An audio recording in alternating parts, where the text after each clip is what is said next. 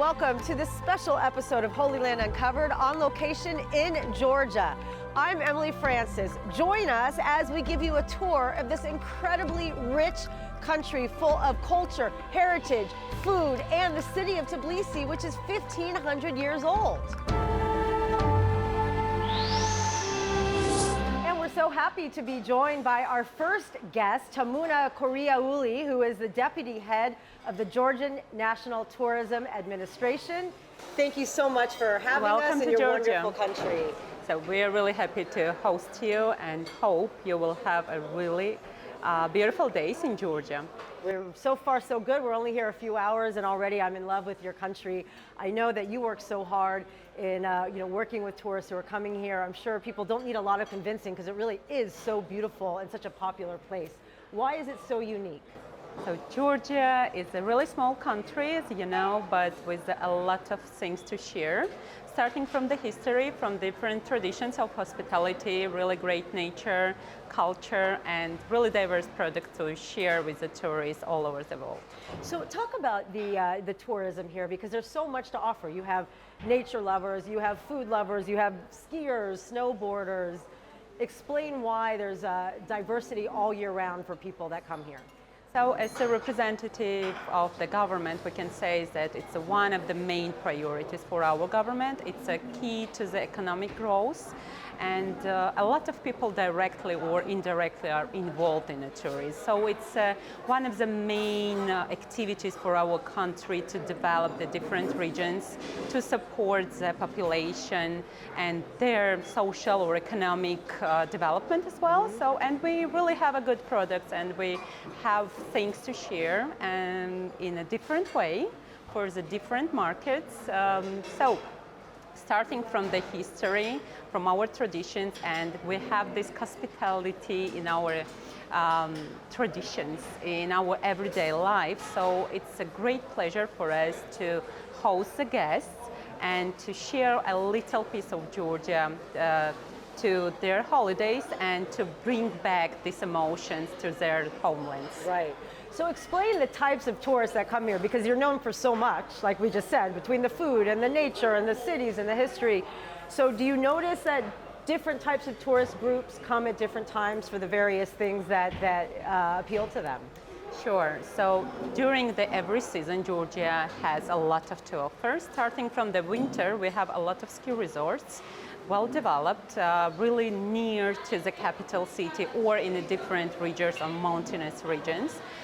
Then people can enjoy the food and wine traditions. It's really a paradise for food lovers as well. And we have quite a rich nature for adventure lovers. And it's a good place to visit if you want to discover the new culture. Right. And if you want to discover arts or history or some unique traditions or some modern type of the tourism trends or products. So we have a lot to share with you, with some tourists, with the business, with the new potential visitors as well. And together with the private sector, the government tries to do the best to attract the new investments, to attract the new direct flights, to develop the regions, to develop the infrastructure, to put a lot of efforts in right development. Thank you so much for your time, your warmth, and your hospitality. Very much appreciated. Thank you. Hope you will enjoy your stay in Georgia. We already are, so we are having an incredible time. Thanks again. Thank you. And please don't go anywhere. When we come back, we're going to have much more for you from Georgia on our special episode of Holy Land Uncovered.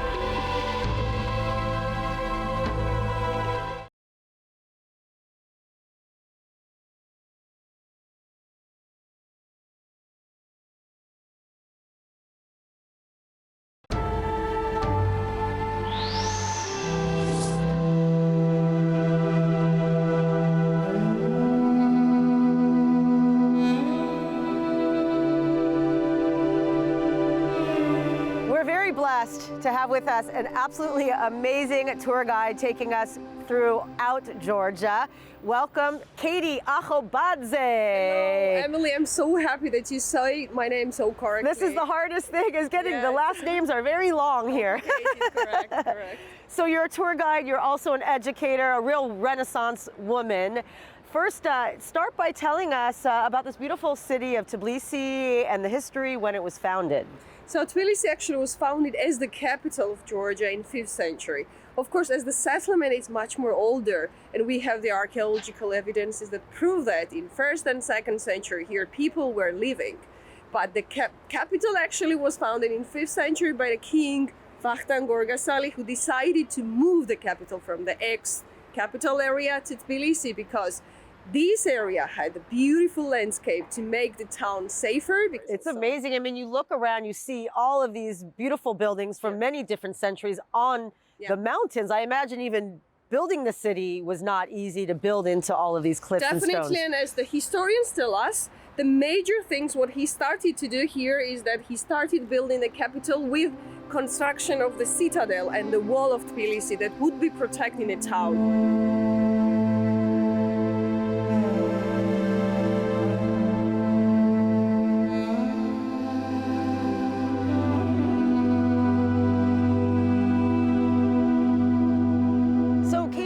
What we're seeing behind us here. So we're in a very central part of Old Tbilisi, and the name is the Rire Park. And just behind us is the most beautiful, actually, the new architecture of Old Tbilisi, which is called Peace Bridge. And at some point, it also reminds us like Eiffel Tower for the Parisians, because from the beginning, almost nobody liked it, because it's too, you know, the modern architecture for the too old city. But now we cannot imagine the old downtown without this bridge, because this is actually the one which is connecting the old part of Tbilisi to the new one. This is why it's called Peace Bridge, the pedestrian, and it's also decorated with a special type of the neon bulbs that are more than 27,000 in number. Yes. Wow.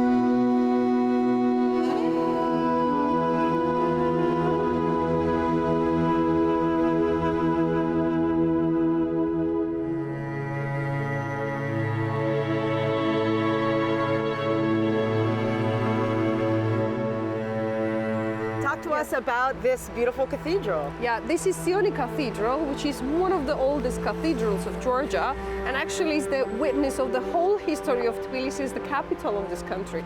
So initially it was constructed to be built by the end of the 4th century and the beginning of the 5th century. That's the period when Tbilisi is decided as the small settlement to be turned into the capital. And since then, it has always been a major cathedral, and it's also the place where the major liturgy and the services were always organized there.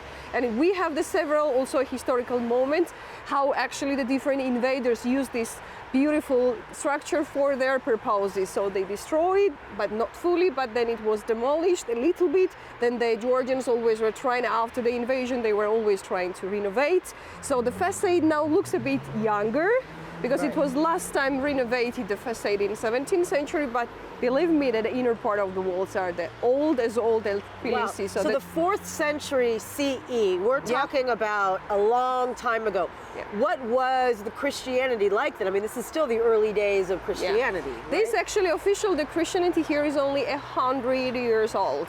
That's all. But making the Christianity as the state and a major religion in this country, it also was the announcement for this country, like the political direction to the West, the East Rome Empire. So everything, like, you know, the identity, the culture started in this country to be based on the Christian religion. No wonder why Georgians also were trying to build the cathedrals, and especially in the place where they were going to make the cathedral, like the capital of this country here.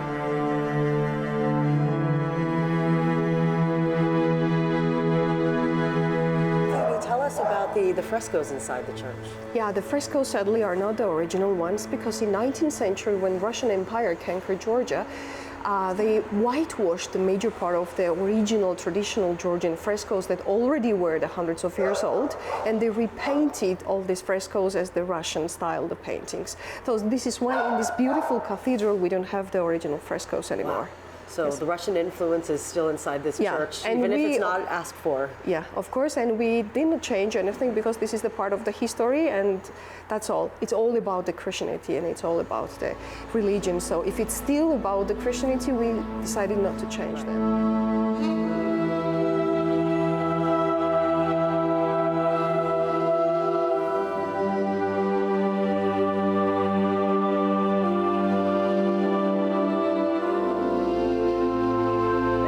So small. It's the size of Switzerland and Delaware and West Virginia put together if you use it in terms of the United States. But it's kind of ironic and interesting that it is kind of like Switzerland in the sense of it doesn't have a beef with anybody. Everybody seems to get along, and it's a very peace-loving culture. Yes, actually, the major thing to mention is that Georgia, throughout the history, has never ever been the invader of any other countries. But it was the place of meeting different people from the different ethnical groups, coming here and living together. Even we have in Old Tbilisi 2 square kilometer territories. In this territory we have 5 functioning religious confession structures. That also is the best example how in a small territories everybody had their own religious structures to go and pray for their gods.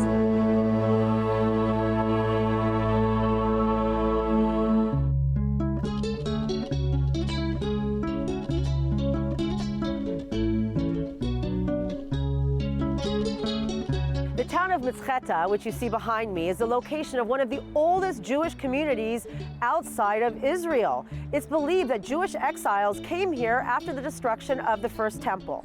Here's more on the history of the Georgian Jews in this next report. For well over a century, the Great Synagogue of Tbilisi has been an active reminder of the strong Jewish community of Georgia dating back thousands of years. Every Saturday, Monday, and Thursday, we come here and serve God by praying and blessing the society.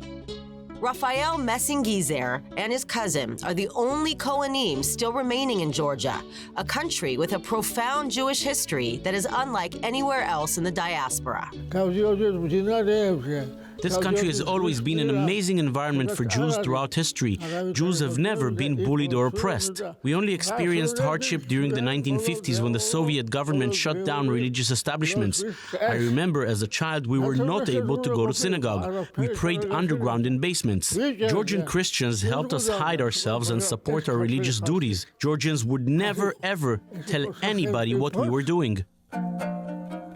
Nowadays, only 2,500 Jews remain, but the history of the Jews of Georgia actually dates back at least 26 centuries. Jews lived here during the First Temple period, but the mass exodus arrived after the destruction of Solomon's Temple in 586 BC.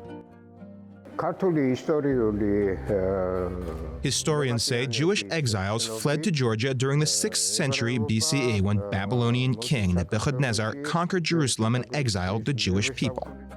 Professor, researcher, and author Givi Gambashidze is the director of the David Ba'azov Museum of the History of the Jews. There is also reason to believe that the biblical account of Abraham and Sarah's tent was actually located in Georgia's Caucasus Mountains.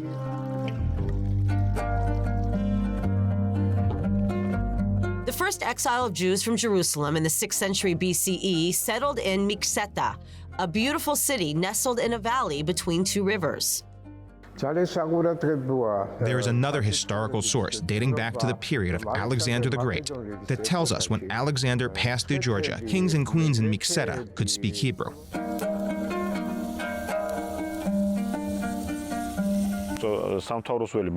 Here we have 4 types of graves dating back to the 5th century CE to the 9th century CE. Even though archaeologists have only hit the tip of the iceberg discovering this nearby ancient cemetery, there is reason to believe evidence of Jewish cemeteries will be uncovered in the area. Archaeology is growing so fast, it is full of surprises. Of course, we believe that any time discoveries will confirm these stories we've been talking about.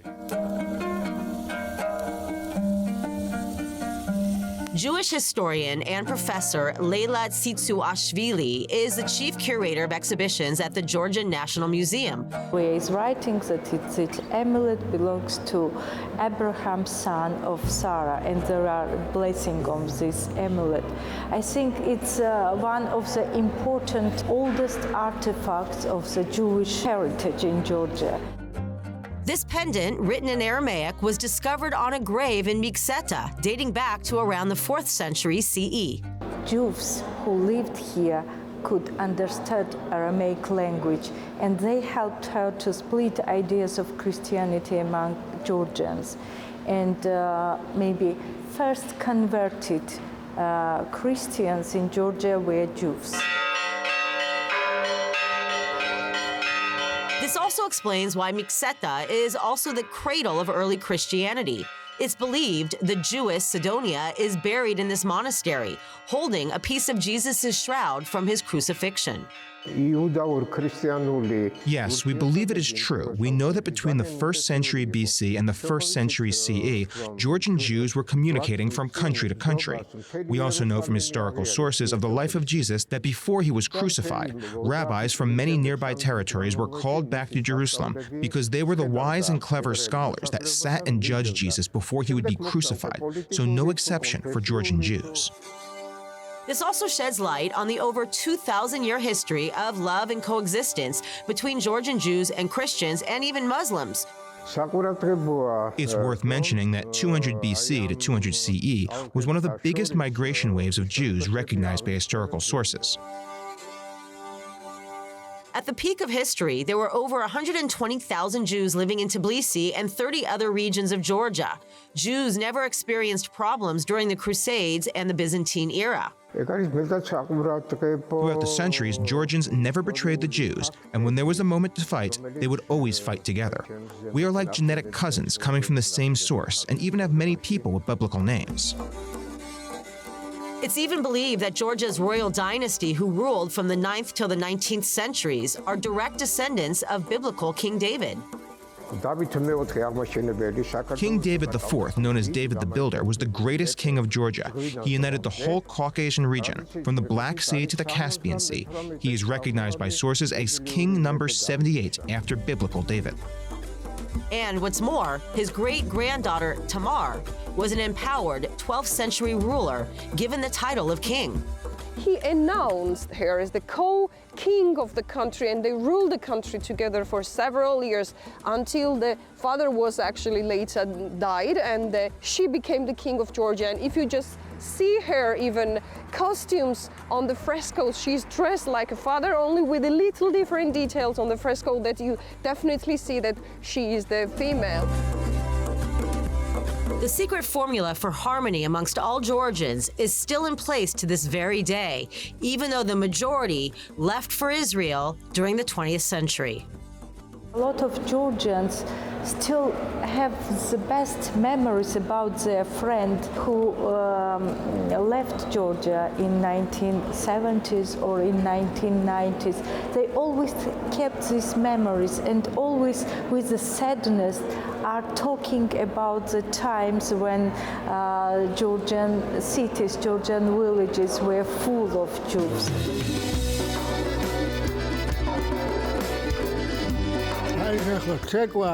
We dance Georgian, sing and speak Georgian, and we're similar to local Georgians, and that is why we're called Georgian Jew.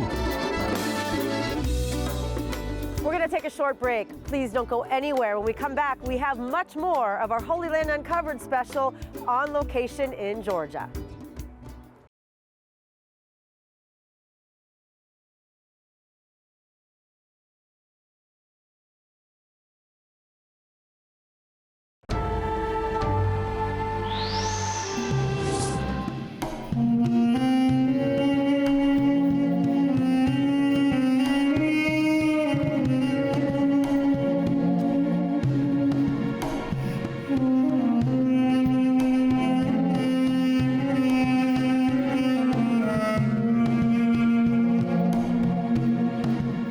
Welcome back to our special episode of Holy Land Uncovered on location in Georgia. We are now at elevation in front of the Javari Monastery, and our wonderful Katie is here to explain what Javari means. Javari, Emily, means the cross into Georgian language, and the monastery has the name of the cross, the Javari. So it's happened because in 4th century, the very first cross as the symbol of the Christian religion on this land was erected exactly over there. Wow, so how did they make this all happen? Actually, the Georgians already knew about the Christian religion and, let's say, the philosophy, the Christian philosophy from the 1st century, but because the pagan religion was here very strong, only for next 300 years, it was always like, you know, the fighting in between the Christian religion to be spread here and the local pagan religion. And only it happened in 4th century, exactly to be told 330s. And it happened because of a woman. It happened because of the woman, because the Saint NINO is the lady, the young lady who came from Cappadocia with a beautiful story behind her, how brave she was, how self-determined she was, how strong actually she was in her goals and the plans to come and preach the Christian religion over here. And because of her initiation, the first cross was erected over here on the place where before the pagan monument was constructed there. So we see that inside of the monastery. You see like a slab. Is that where the pagans they used to put their figurines? Exactly. So that's the pedestal.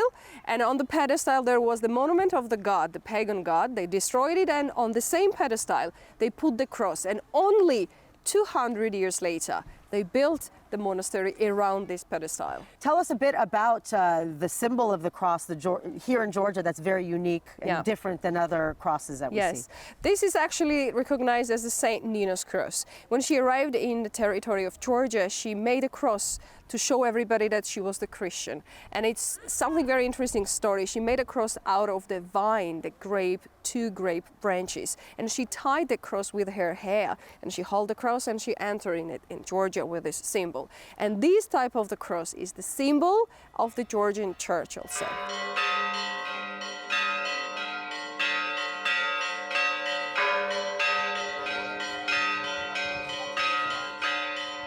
We are now in Mirseta in front of a very famous cathedral. Katie, please tell us the name of it, because I could try 10 times and it's still very difficult.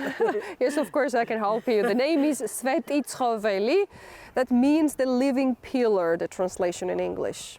So what does the living pillar, why is it called the living pillar, and what's the story behind it? That's the story behind is that this actually is the area, the cathedral, where the Sister Sidonia, the Jew woman with a piece of shroud of Jesus, is buried. And it's believed that on her grave the majestic tree was grown, which was just illuminated all the areas here around. So it's also believed that the part of this tree was taken by the angel up in heaven, which became the alive pillar, the part of the tree. This is why the name of the cathedral is the Living Pillar Cathedral. So explain the backstory, because she was believed to be a Georgian Jew, which we know lived here for many, many centuries. So how did this whole situation come about? Yeah, actually we are the area where also close by there was the Jewish district nearby. That's the center of the town, but here nearby was the Jewish district for many centuries.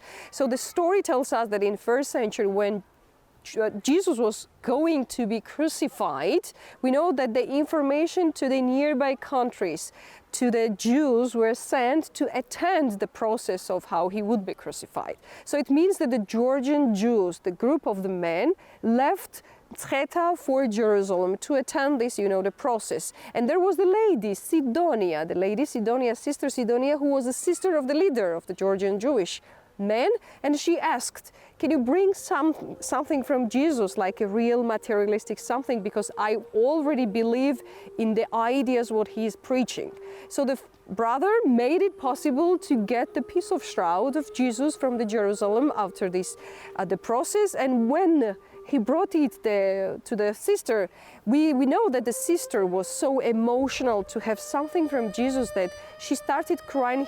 She hugged actually the shroud over her heart, and it also tells a story that her heart could not resist emotions and she passed away. When the people wanted to take away the shroud from her hand, they could not. So they decided to bury her with a shroud. And her burial place, where she is buried inside this cathedral. And because she's buried there, later Georgians built the small church in the 5th century, is a stone one, and 11th century, this big cathedral.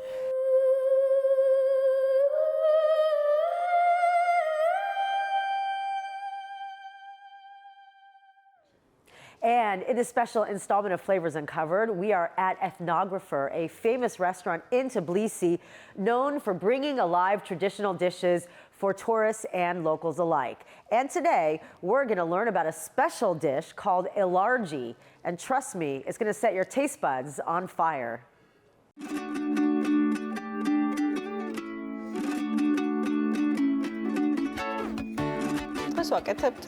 Today, I'm making ilargi, a Georgian dish from the Samegrelo region, made of coarse cornmeal, corn flour, and cheese. This dish has a long history. Initially, it was mainly cooked and eaten by peasants, since the ingredients were cheap and available. Throughout the years, it spread to the noble high-class community and became popular. While in olden days it was considered to be an everyday simple dish, nowadays it's usually prepared for special events.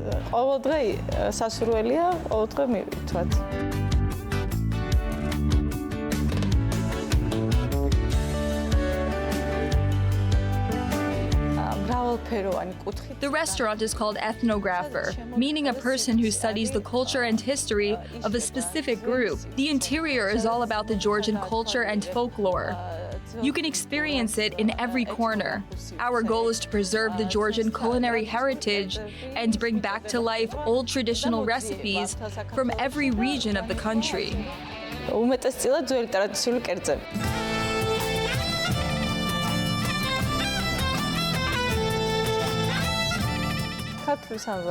The Georgian cuisine is very diverse. Every region has its own flavors and cooking techniques. The ilargi, which is typical to the Samegrelo region, should be made using a very specific technique. The porridge is cooked over an open fire, which gives it unique flavors. When it's done cooking, we add slices of fresh, high-quality cheese. Both the cheese selection and stirring technique are crucial for reaching just the right elastic texture. That's what the dish is all about. The traditional way to serve it is to pour the content onto a wooden table and then divide it into smaller portions. It should be served hot just after taking it out of the fire. That's what we offer here, a full authentic experience of this extraordinary dish.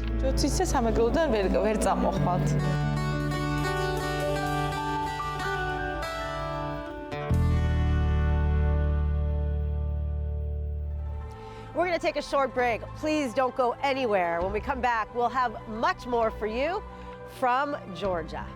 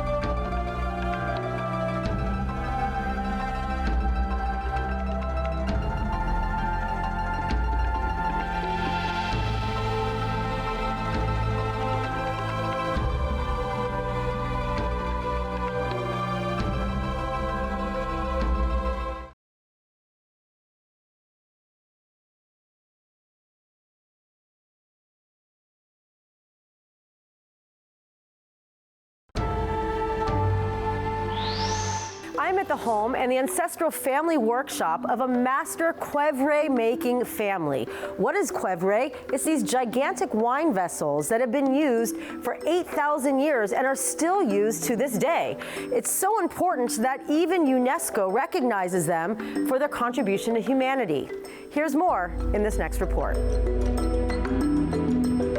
With every chunk, knead, and roll of clay, Zaza Gviriashvili is sculpting an ancient Georgian technology into a work of art. Kvevri is like a living creature that can fill everything. Zaza is the fourth generation of his family of Kvevre masters. We can't talk about the Georgian culture of wine without talking about kvevri. The kvevri is a huge egg-like vessel, and for me as a master, I have to know the whole philosophy of making the kvevri. You have to think about the shape, temperature, and weather conditions. As a child, Zaza remembers learning the delicate handicraft from his father. Our ancestors throughout the centuries have held it in their own hands, like the last portion of food. It's a matter of survival for this 8,000-year-old technology, and it's part of our family's identity. I'm proud to be the next generation of my ancestors, and also extremely proud that my next generation, number 5, will be doing the same thing. The secret sauce in the village of Vardisubani in eastern Georgia is the soil itself, which naturally consists of clay. But the process of making these huge egg-like vessels is no walk in the park. Zaza adds a 10-centimeter layer, one at a time, allowing it to dry before adding the next layer. The most complicated part is building the neck of the kvevri. Because of the round shape, we have to go inside and make it so strong that it won't collapse. So this dark room is where the kvevri are born. After at least a month in this dark room, the egg-shaped vessels are put inside this oven, where they bake at 1,000 degrees for a week. We have to tear down the wall every time we take the kvevri out of the oven. And then while it's still warm, we cover the inside with beeswax and the outside with mud and let it sit for weeks before being buried and used to make wine. Overall, the whole process takes 3 months from beginning to end. An independent study by the University of Pennsylvania has confirmed that Georgia's 8,000-year-old wine industry is indeed the oldest in the world, namely because of the timeless kvevre technology. And each egg-shaped vessel can ferment 2,000 liters, filling up to 2,000 bottles of wine.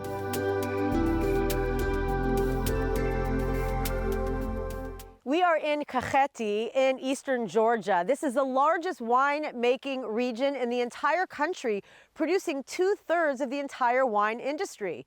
But there is much more than meets the taste buds. Here's why in this next report.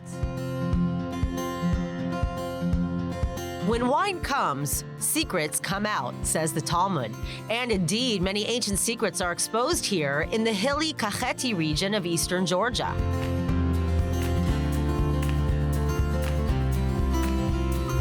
With expansive vineyards located just a few miles from the Russian border, the Kakheti region provides the perfect conditions for winemaking. The unique blend of topography, climate, and iron-rich soil allows countless types of grapes to flourish here. The high temperature, more sunny days, the soils are here is lots of them soils, different varieties soils. Some of them are black soil, gray soil, blended with the clay and like this, because it gives the grapes different aroma and the taste. And the Haraba winery is no exception. This is our collection of vineyards. We have 311 sorts of the grapes, our company, but in Georgia we have 525 different varieties.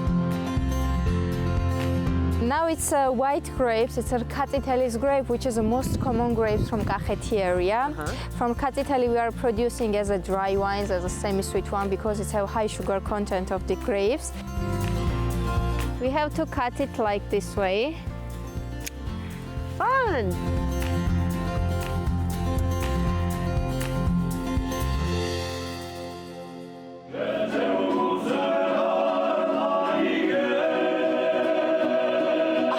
highlight for tourists and locals alike is the CATHEDRAL wine tunnels that are literally carved into the Caucasus mountain range. Yeah, it's a 7.7 kilometers, the tunnel. There are 15 tunnels, 2 of them are main and the 13 are connection. Why did they build this tunnel here? Because the temperature is always unchangeable in the cellar whole year, which between 12 to 14 degrees, and humidity is 70%. It's ideal condition for the wine storage. There are 26,000 wine bottles stored inside this massive wine cellar. Tourists are given a glimpse of the ancient winemaking technologies like stomping grapes inside of massive tree trunks and fermenting the wines inside of large egg-shaped clay vessels called kfevre. Georgians have maintained and kept this way of winemaking until today. So it's a live process. There was no interruption. Wine has always been in our blood. In the Georgians, it was really a part of the culture. But the difference between amber wine and white wine is that Georgians use white grape varieties with the skin contact, so-called maceration. So maceration is the process where you ferment the wines together with the skins. So, and hence the color is amber or golden or orange or whatever we call it, but we set out a category of amber wine category. And since the wine and delicious Georgian cuisine go hand in hand, now we are going to make a traditional candy, which name is a churchkhela. Churchkhela is made by walnuts, and there is a sauce which made by white grape juice and wheat flour. Tourists like myself are treated to a masterclass of signature dishes to tantalize our taste buds. Not too bad. Now it's time for the official wine tasting experience inside this famous tunnel. Firstly, we will try white quarry style wine, which name is CATHEDRAL. CATHEDRAL is the most common grapes in Kakheti. Our quarry style wine is amber orange color because it's made with the skin, with seeds, and it's made in a quarry.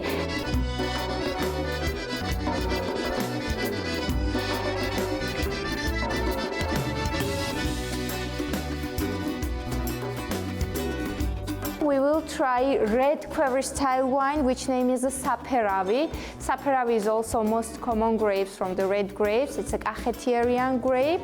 It's a red dry wine.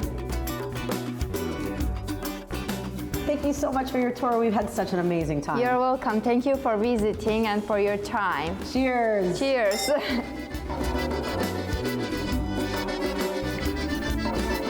Delicious. I'm never going home. I'm staying in Georgia. See you guys later.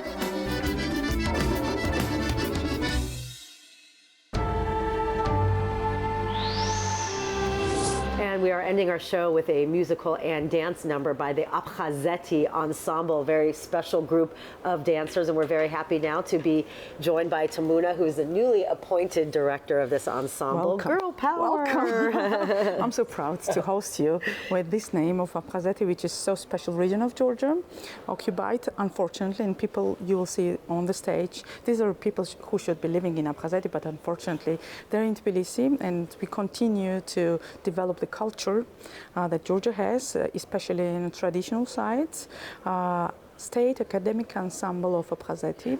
So what happened to, why are these guys refugees? What happened and when that they're here and not there? From 90s, you know that country is occupied, 25% of Georgia is occupied by Russians, and a region of Abkhazeti is the one who suffered from it the most. Unfortunately, they need to move here, but I'm so happy that this continues, and we hope that one day we're back with all of these things. Until then, we continue to develop. We continue to say to the world that we exist. And especially 2023, it will be a very important year for Abkhazeti Ensemble. We will go touring. Beautiful. Tamuna, thank you so much. I'm glad they brought you on as the new director. I have a feeling we're going to be hearing a lot more. A lot more, of course. You will be always welcome in our ensemble. Thank you so much. Thank you. Thank you so much for watching our special episode of Holy Land Uncovered on location in Georgia. We sure hope you enjoyed it. We know that we did. And without further ado, let's see the Abkhazeti Ensemble in action. Take it away.